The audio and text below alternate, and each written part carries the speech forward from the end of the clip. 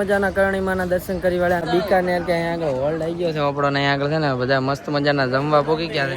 આપડા પ્રકાશભાઈ તમે આપણે બધા માટે છાસના પાલા ભર્યા ને 200 ગ્લાસ ભર્યા છે બાપુ 200 ભર્યા એમાંથી પોતે છે ને 240 પી ગયા. મિત્રોને આખી રાત બસમાં રખડતા પાકડતા શરીર ના હે ને એકદમ લાકડા જેવું થઈ ગયું છે ગણી લો ને. આપણે અત્યારે પોકી ગયા હતા પંજાબ ને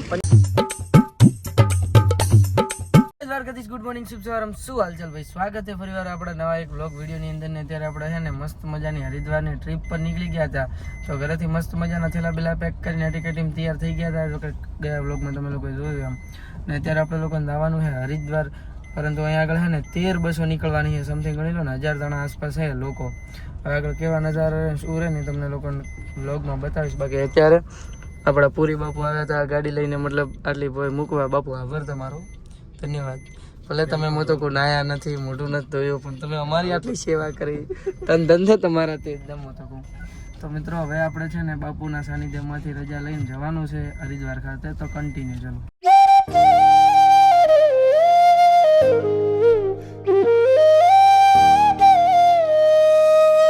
અમે લોકો એને લાઈનમાં ઉભા રહેતા હતા, પણ પૂરી બાપુના સાનિધ્યમાં પ્રકાશભાઈ આવે તો પૂરી બાપુની સેવા કરવી તો પડે જ. પણ પ્રકાશભાઈએ હરમ સેવા બીજું કોઈ કર્યું નથી.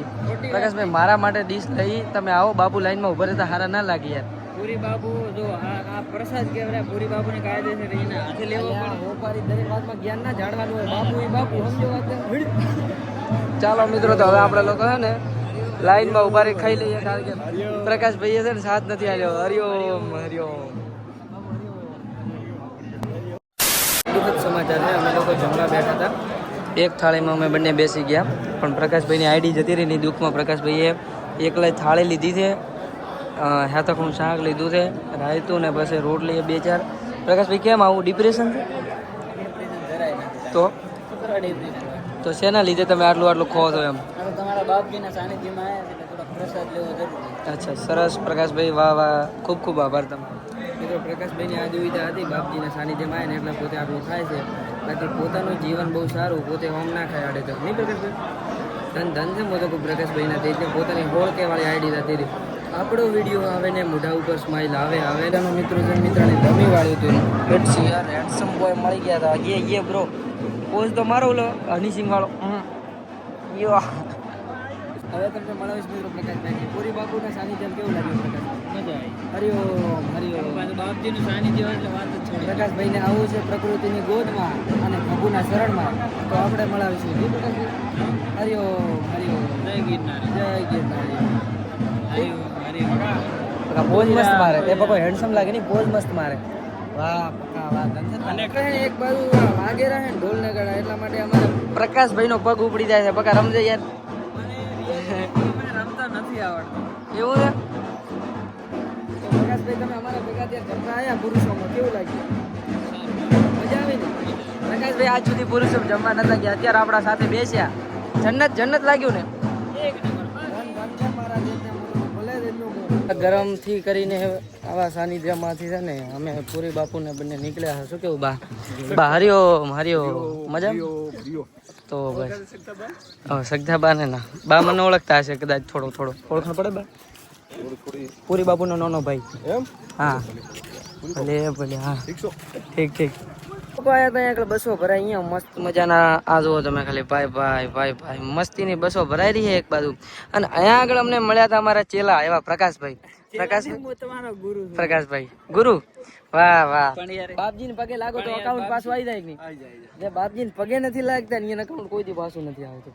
અને ભાઈ રે બાપજી એવો ભોળો મોણા, પ્રકૃતિની ગોદમાં ને પ્રભુના શરણમાં રહેવા વાળો માણા, એવા વ્યક્તિના તમે પગે નથી લાગતા એટલે સમજી જવાનું તમારું જીવન છે ને અડધું થઈ જવાનું છે. એ બાપજી પગે લગાડવાને લાયક હોવા જોઈએ. એવું છે? લાયક એટલે તમારા નિત્યાક્રમ ની વાત અલગ છે. બાકી પૂરી બાપુના હજુ કોઈ એમ નહીં કીધું હોય કે બાપુ તમારો સવાલ નહીં થાય. બાપુનો એક જ પેટર્ન સવાલ. અબે સાલે. મિત્રની ટાઈમની વાત કરું તો 4:30 વાગ્યા છે. અમે લોકો પહોંચ્યા છીએ ત્યારે સ્ટોપ આવ્યો હતો પેલો નાનો અહીંયા આગળ.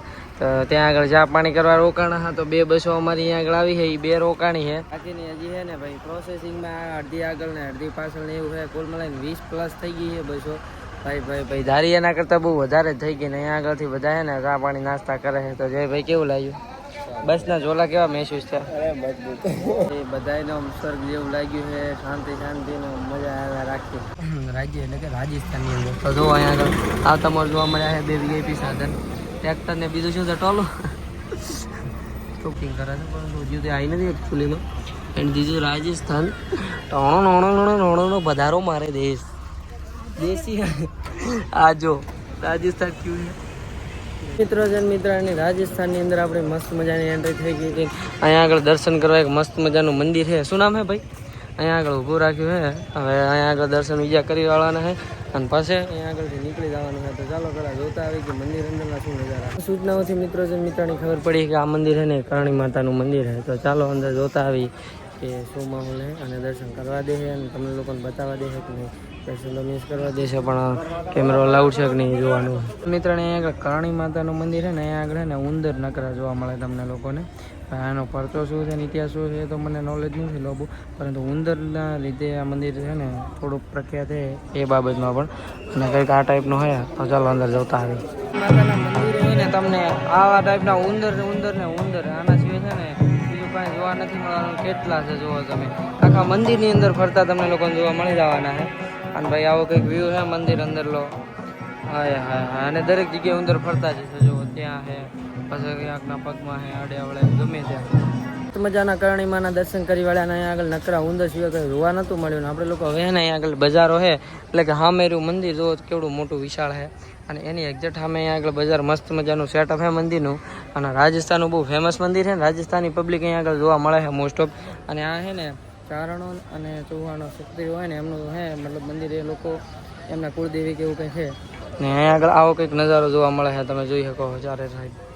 ભાઈ આપણે લોકો છે ને અહીંયા આગળ મસ્ત મજાના જે કંઈ પણ આપણો બાપુના નિત્યક્રમ હોય વગેરે કરી અને પછી પ્રયાણ કરવાનું છે. એટલે બાપુને ભૂખ લાગી છે એટલે પહેલાં પૂરી બાપુ પાણી પીશે.